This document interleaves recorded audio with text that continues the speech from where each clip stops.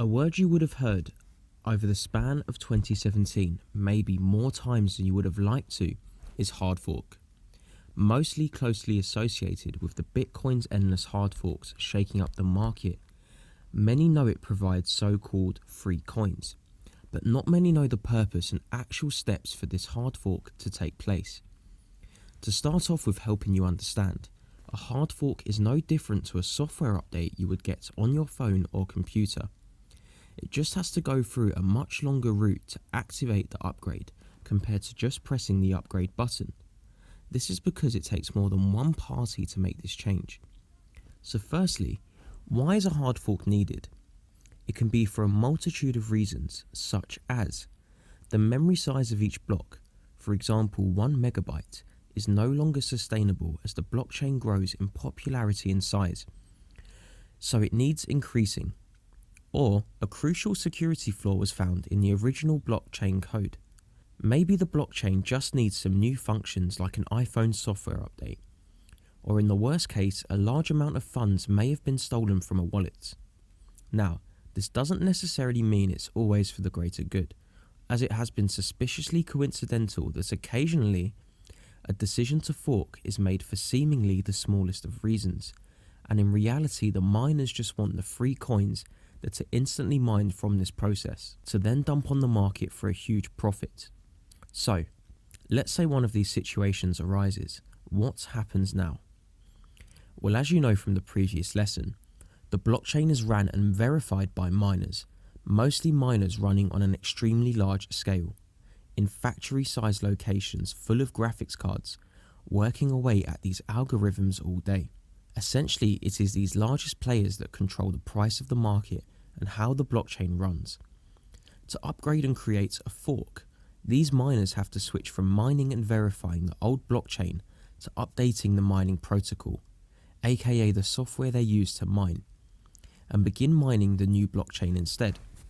The switch from upgrading the protocol and mining the new blockchain creates a split from the old original chain.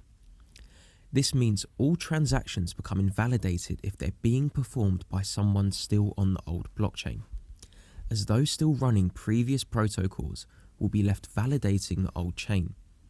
This creates a permanent divergence where those running the previous blockchain can upgrade should they wish, but the new blockchain miners cannot downgrade. So a choice is made to continue verifying the outdated chain or join the new chain. The graphic pictured shows this process in its simplest form. The blocks on top are the original blockchain. The blocks on the bottom are the day of the fork. A new upgraded blockchain is formed, starting from a new block 1. The old blockchain also continues. An example of this is Ethereum Classic, where one of the largest hacks and theft in crypto took place, and the founders decided a split was needed to reclaim this payment, and then continue mining the new blockchain from that point onwards, with its upgraded security measures. This is how Ethereum was born. Many did not agree with this and decided to continue mining the classic blockchain as it stayed true to decentralized, not going back on its principles. As you can imagine, it's not as easy as every huge mining powerhouse getting along, agreeing, and all joining the same protocol. This is handled by a vote and a predetermined date when the fork will take place.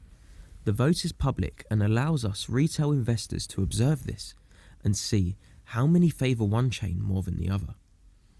They are also not obliged to tell the truth and can very easily vote for the opposite choice to manipulate the market on the day. When the date comes and the system upgrades itself automatically, it's up to the miners to take the steps just before to be prepared for this and adapt to the new protocol. During periods of hard forks taking place, always be extra cautious if it's related to the cryptos you hold. I do not personally recommend trying to time the market and trading the newly mined crypto for a quick profit. It has not ended well for a lot of people. This can bring great investment opportunities, however, as the crypto that is expected to fork will usually have a huge price growth during the run up to the split, as investors buy as much as they can to receive the free crypto from the fork. But this also means the day after the fork, the price can get very volatile to the downside.